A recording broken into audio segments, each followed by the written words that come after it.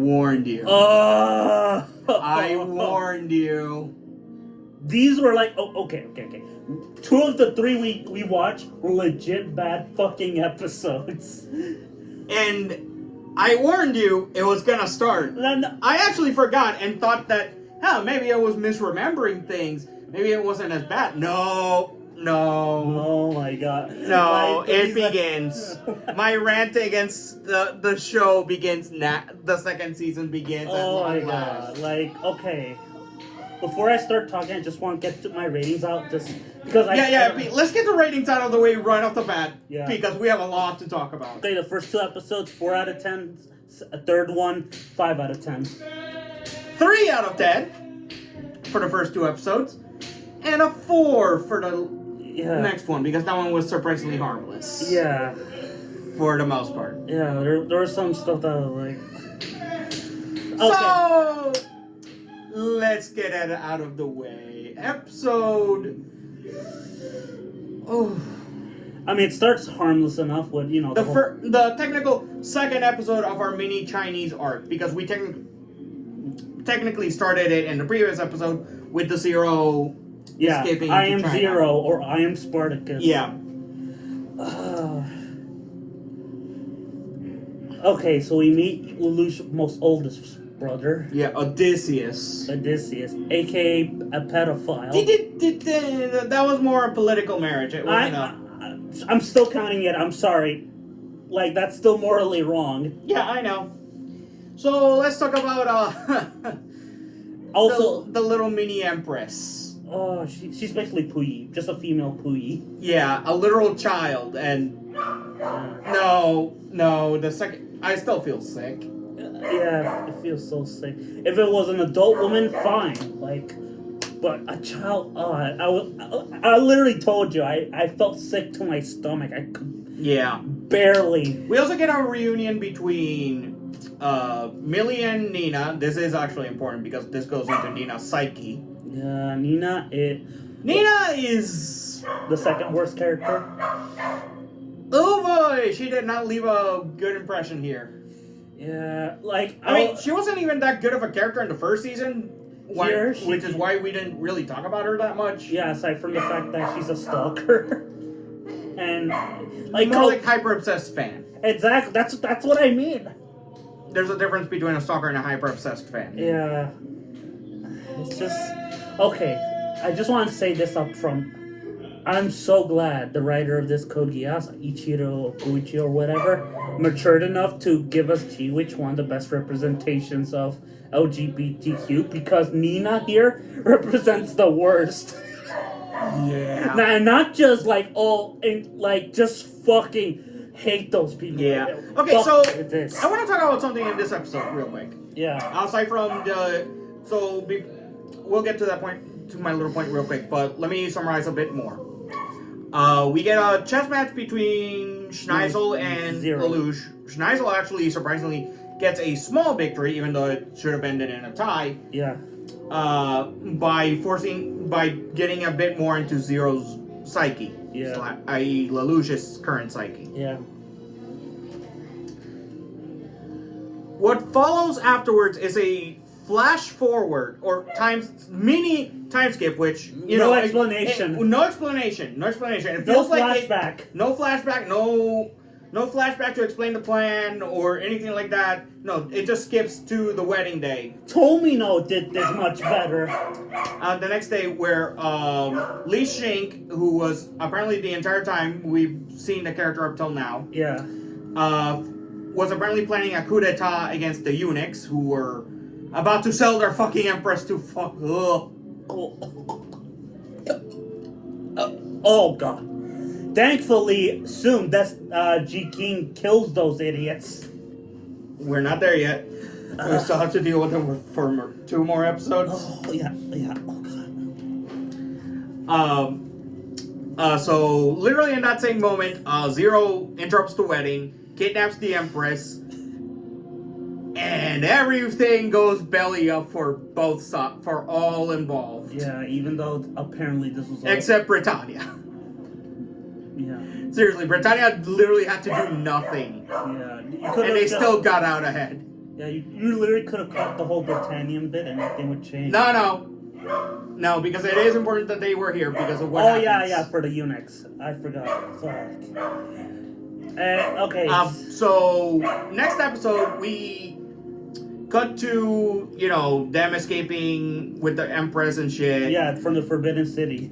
We see the upgraded version of Toto's Nightmare Frame, which really is just a flight unit and, a rocket sword. Yep. And the fact that the hilt of the sword also has the, the grappling hooks that each of the nightmares have. Mm-hmm. Duel with Suzaku for a quick minute, and then retreat. Yeah, and then the eunuchs promised. What's his name? And the eunuchs promised Li Jink, the guy who've been seeing throughout the early parts of season 2, that they'll stay his execution unless if he rescues the Empress. Even though, okay, we'll get there. We'll get there. Okay. We'll get to the bullshit hypocrisy that they did. No. I want to talk about the stupidity. Let me rant this bit. Okay, so realistically, if I was his character, based on what I've seen from his character, realistically, if he had a chance to get in the mech, it was yeah, of course, and then he would squash the eunuchs there. But no, he works for them, even though he has every reason to fucking common sense. Yeah. So we get a small fight in Li Jing's new Shenmue. Yeah. Shenmue. I don't really know the name of his Colin gets captured and Colin literally. Okay, so this is where I actually have to start my bitch rant on Colin's lost conditions. Yeah. Because it literally makes no sense. The reason she lost was she ran out of batteries, and I'm like... Which is so contrived. Really contrived. I'm like, are you really pulling this? Really? It's so contrived. These are the ones that I'm talking about. Colin's lost situations are some of the most contrived bullshit after she gets her upgrade. Yeah, it doesn't help the fact that up until she lost battery, she was pretty much almost about to kill him. Yeah. Not only that, but the show, for some reason, really sexualizes her, and also the other female members of the Black Knights, changing their uniforms from black to yellow. And it still had black in it. It just had a bit more yellow in it. I think it was to differentiate their status and where they're working. I can understand that if I'm going via Star Trek mentality. I mean, but still, the show Hey, I can let it slide. Okay. Because it's not too bad. At least for the ones that aren't pilots. Yeah. The pilot ones, they stripped they have these stupid little things right here. Yeah, they the way they put Colin. And that's not even on the females, that's also on the dudes too. I know. I'm talking about when Colin gets captured. For some reason, they strapped her like this. I'm like, why? Just put handcuffs on her. That's more fuck you. That's just to titillate the audience. And can I bring this fun fact? This is an unrelated topic, but one of the original scripts for Evangelion episode 24 or 23 or whatever, Ritsuko, after she betrayed Gendo, you know how she's in the chair? Yeah. Originally, she was in this jock strap like this. As the camera lingers on her body. They changed it for the more chair thing. This reminded me of that. For some reason. Why? At least Ava has an excuse for its fan service. Yeah, and then and that's pretty much the second episode. We basically have a lost situation. We lose Colin. Our characters are forced to retreat further into basically the mausoleum of the Chinese emperors. Yeah, aka basically. Okay. Anyway, episode. The next episode. AKA Communist Revolution, yeah! Where Zero, literally during this episode, first off, he tricks the eunuchs into giving their hate speech. He records it and transmits it all around the Chinese Federation. Oh god, I forgot something. At the end of the second episode, for some reason, Lelouch is there, and it's never explained that episode, but it's explained in the third one. I'm like, wait, how did this happen? When? We'll get to that. We'll get to that. So we actually get a bit of a mindfuck here, where we see two Lelouches, but realistically, we have a body double who happens to be Sayako wearing what I can only describe as a face mask, like a very advanced face mask. Basically, more advanced than the Mission Impossible one. Yeah.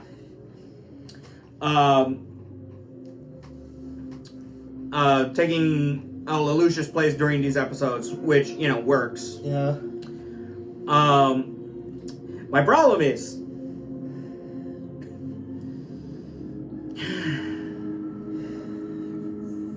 that is still that for the rest of the episode, because we're not talking with the school shit again. I already made my point against it being brought back for this season. Yeah. And it's actually gotten worse. Yeah, like the first 8 episodes I can fucking excuse it, but here because they actually make a line that they're preparing for Millie's graduation, which by that extension should be the graduation of Lelouch, maybe Shirley and the others. Yeah, I'm like, which yeah. Oh my god, the show's timeline. Yeah, it is fucked up. Which means we should be ending the school shit soon, right? No. We still have a few more episodes with those shits. Yeah. But we'll get to that in a quick. So let's go back to this episode. To this episode that we're doing. Basically Lelouch debuts his Shinkiro, his personal nightmare frame, which is kick-ass. Yeah. Basically his evolution of the Gawain. Mm-hmm. Whereas the Gawain is more power, this one is more defense. Yeah. That's not to say it doesn't have power. It has a giant fuck you laser that can literally spread out everywhere. Mm-hmm. Yeah, and so Lelouch transmits this all over China to get... Yeah, the talk he had with the eunuchs during the previous episode, / this episode as well, to the Chinese Federation, which causes the commoners and peasants. The commoners to basically go, yeah, fuck you people, we're rebelling. Yeah. And causing the eunuchs to lose the support of the people, which causes Britannia to get out because if they don't have the support of the people, then they can't really, take over. What's stopping them at this point? The fact that there's an entire army, and that it is technically another major superpower. Oh yeah, Cold the worst shit. Anyway, with this, we basically get the Empress and Li Jing join on the side. And Zero managed to conquer China without using any Gias or historical record of Chinese and Japanese violence. Yeah. We're not there. Okay. You can do that on your own time. Let's at least finish the summarization. Yeah. And then you can continue. Alright. Then we cut back to Zero basically sneaking back to somehow. And this actually causes me to have an aneurysm on how he pulled this off. Fly the Shinkiro straight from China to Japan. Wait, I thought you said Australia. You know what I mean? Yeah. To Japan, back to Ashford Academy.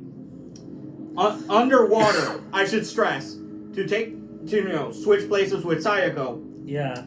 Only for it to now be revealed that all 3 of the Knights of the Rounds are now students. Why? I can understand Suzaku because he was already there because of the first season. Damn, why? I can even understand Anya Alstrheim, the pink-haired bitch. Yeah. Not so much with Gino Weinberg. Yeah. Since he's technically older. Yeah. He should be college age. But yeah, anyway, And that's pretty much where the episode ends. Wait, we need to mention one more thing. Go ahead. So I guess, I'm already done with my part, so yeah, before I get to my historical point, I guess we should add that, I guess Sayako kissed Shirley, I don't know. We don't know. There was like a weird...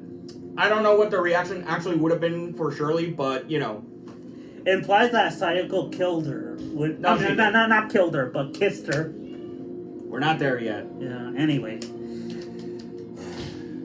So yeah, that's the end of episode 9 to 11. Yeah.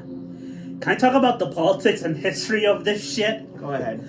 Okay, so this whole mini arc is combining a lot of historical sources from the Boxer Rebellion of. Hell, I even made jokes on it being Romance of the Three Kingdoms because one of the Chinese soldiers looks like a yellow turban. Yeah, it combines that too. It combines both. Like, I actually made jokes on that the entire time during that entire sequence because Li Jing, Lu Bu.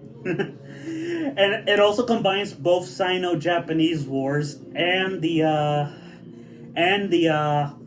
Russian Revolution with the whole thing with the peasants rising against their overseers. Yeah.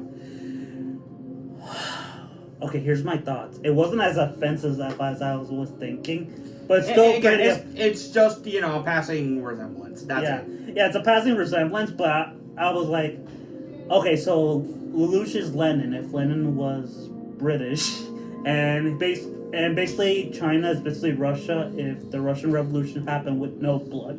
Well, okay, bloodshed, but with the bad people, the eunuchs, instead of just everyone. But yeah. It wasn't as offensive. I was shocked by that. Yeah, but still, there are so many narrative issues. Let's at least agree on something. Yeah. The first 2 episodes of this mini arc fucking suck. It wasn't as bad. Yesterday I saw an anime episode far worse for nothing. You know what I mean? Yeah. Like, for this show, they fucking suck. Yeah, first 2, 4 out of 10 for me. The third one is 5 out of 10. Again, I repeat, 3 out of 10, 4 out of 10. Yeah, like, I was, like, legit so shocked. I wasn't offended, but these episodes were bad. It's not because of the historical context. No, it's just that the narrative sucked. The narrative sucked, the character interaction sucked, how they treated Colin fucking sucked. Seriously, I will not let this slide. How? How contrived can you make these losses, man? This is Dragon Ball Z contrived, like Boo be on Earth since, you know, fuck. Yeah, it's dumb. So yeah, I'm taking a break for 2 weeks. I'll see you guys in December, around December 6th to the 13th to the 20th. We'll continue our Gios vlogs, and we'll finish around early January. Yeah, hopefully. We will, don't worry. So yeah, see you in 2 weeks. Peace. Hopefully the next 3 episodes are better than this shit. Sergio, make a Broly joke. My power is maximum! Broly!